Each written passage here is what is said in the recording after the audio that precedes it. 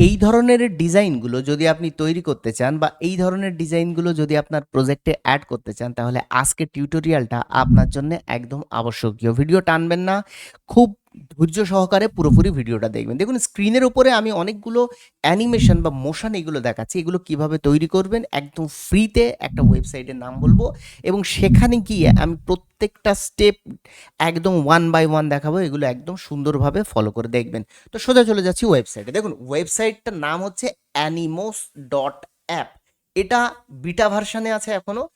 আপনি ভিডিওটা সেভ করে রাখুন, না হলে কিন্তু এনি টাইম এই ওয়েবসাইটটা হারিয়ে যেতে পারে, অথবা এটা কিন্তু প্রাইস চেঞ্জ হয়ে প্রো হয়ে যেতে পারে। সো এটা হওয়ার আগে আপনি এই কাজটা শিখে রাখুন। দেখুন এই ওয়েবসাইটে যখনই আসবেন আপনার কাছে ইন্টারফেস খুলে যাবে, ঠিক আছে? এই ইন্টারফেসটা খুলে যাওয়ার পরে দেখুন এখানে প্রথমে বাঁ দিকে চলে আসবেন, এখানে অ্যানিমেশন টাইপ, ঠিক আছে? এই টাইপগুলোর মধ্যে প্রচুর টাইপস রয়েছে। আপনার যে ধরনের টাইপস বা যে ধরনের অ্যানিমেশন প্রয়োজন হয় সেই ধরনের অ্যানিমেশন কিন্তু আপনি এখান থেকে চুজ করতে পারেন। এটা হয়ে গেল। মনে করুন আপনার এই ধরনের অ্যানিমেশন প্রয়োজন, দেখুন এই ধরনের অ্যানিমেশন প্রয়োজন।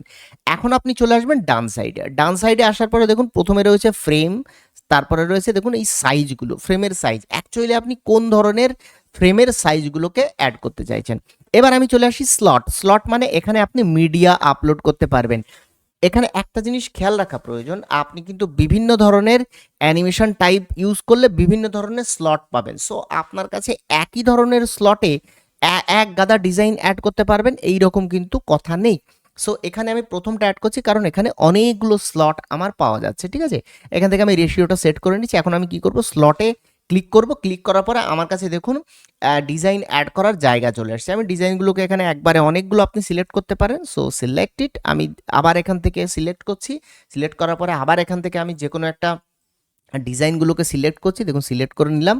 নেওয়ার পরে আমার স্লটগুলো কিন্তু ভর্তি হয়ে গেল। আপনি চাইলে ক্রস করে এগুলোকে কেটেও দিতে পারেন, বাট আমার এগুলো প্রয়োজন, আমি কাটছি না। এবার আমি চলে আসি লুপ ডিউরেশন, মানে আপনি ভিডিওটার ডিউরেশনটা কতটা চাইছেন। দেখুন এখানে 15 সেকেন্ড, 10 সেকেন্ড, 5 সেকেন্ড এটা বাই ডিফল্ট রয়েছে, ঠিক আছে? আপনি যদি মনে করেন যে স্পিডটাকে কন্ট্রোল করবেন, ঠিক আছে, সো এগুলোকে আপনি চেঞ্জ করতে পারেন। দেখুন এগুলোকে আরও বাড়িয়ে দিতে পারেন। আপনি যদি মনে করেন আর একটু ছোট দেবেন, কম দেবেন, তাহলে দেখবেন লুপটা 7 সেকেন্ডের মধ্যে ঘুরঘুর ঘুরঘুর করবে। সো এটার স্পিডটা এখান থেকে কন্ট্রোল হয়। তো এটা চেক করতে পারেন। ব্যাকগ্রাউন্ড কালারটাকেও আপনি চেঞ্জ করতে পারেন, এখান থেকে যে কোনো ব্যাকগ্রাউন্ড কালার আপনি অ্যাড করতে পারেন অনায়াসে। So I will keep remain the black. এবং আমি এখানে চলে আসছি প্যাডিং। প্যাডিং কি জিনিস? দেখুন প্যাডিং মানে হচ্ছে আপনি এটাকে বাড়ালে দেখবেন দুটো ডিজাইনের মধ্যেকার যে দূরত্বটা আছে সেইটা কমবে, মানে দুটো যে কলাম আছে বা যে বক্স আছে সেই বক্সের মধ্যে দূরত্বটা কমবে। কর্নার রেডিয়াস সেম জিনিস। দেখুন কর্নার রেডিয়াসটাকে কম বেশি করবেন, এটা গোল হবে এবং আস্তে আস্তে কর্নার রাউন্ডিংগুলো বাড়বে কমবে। Ring tilt. রিং টিল্ট হচ্ছে আপনি যদি এটাকে বাড়ান, কোন দিকে আপনি কাত করাতে চাইছেন বা টিল্ট করাতে চাইছেন সেটা এর উপরে ডিপেন্ড করছে। এখান থেকে আপনি চেঞ্জেস করতে পারবেন। তারপরে চলে আসছে রিন ওপেনিং। দেখুন ওপেনিং মানে হচ্ছে এর মুখ, কিভাবে আপনি এর মুখটাকে রাখতে চান। সো আমি একদম এইরকম না করে আমি এরকম করে দিয়েছি, so that it looks fine and professional. তারপরে চলে আসছে যে রিং সাইজ। সাইজটাকে আপনি কত বড় করতে চান, দেখুন রিং সাইজ এইভাবেও আপনি এগুলোকে ঠিকঠাক করতে পারেন। তারপর চলে আসছে কার্ডগুলোর সাইজ। দেখুন কার্ডগুলোর সাইজ প্রত্যেকটাতে আপনি ছোট করতে পারেন, এরকম বড়ও করতে পারেন, অ্যাজ আপ টু ইউ, ঠিক আছে? ব্ল্যাক ফেড। দেখুন এই পেছনের সাইডটা একটু ব্ল্যাক আছে, সো আপনি কি করবেন, ব্ল্যাক ফেডটাকে বাড়িয়ে দিতে পারেন যেন পেছনের ওইগুলো একটু কম ভিজিবল হয়, ঠিক আছে? এটা আপনি কন্ট্রোল করতে পারেন। আমি চাই না, সো আমি এটাকে একদম কম রাখছি। পার্সপেক্টিভ মানে হচ্ছে আপনি কীরকম অ্যাকচুয়ালি চাইছেন গোলটাকে। দেখুন এইরকম করলে একটু দূরে চলে যাচ্ছে পার্সপেক্টিভ ভিউটা, মনে হচ্ছে একটু কাছে চলে আসছে। সো এইরকমভাবে আপনি এগুলোকে কিন্তু একদম ঠিকঠাক করে ম্যানেজ করে নিতে পারেন।